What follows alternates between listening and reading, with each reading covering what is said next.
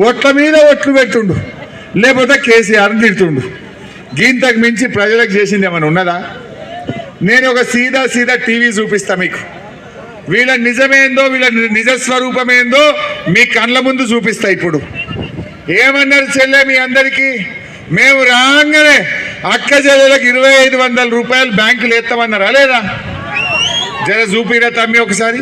ఏమంటుండో తెలుసా రాహుల్ గాంధీ? మరి రేవంత్ రెడ్డి చెవులో ఏం చెప్పిండో ఏమో.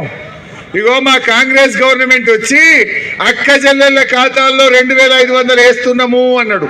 వేసిండట. గది కూడా చూపిరా తమ్మి. వేసేసినమాట. పడ్డాయా చెల్లెళ్ళ కన్నా? మరి గింత పచ్చి అబద్ధం ఆడితే మోసపోదామా? నేను అడుగుతున్నా, మరి రాహుల్ గాంధీ చెప్పింది నిజమా, రేవంత్ రెడ్డి చెప్పేది నిజమా? యాడికి పోయినా 2500. ఏ దొంగలచ్చకపోయింది 2500? కాంగ్రెస్ నాయకుల జేబులకి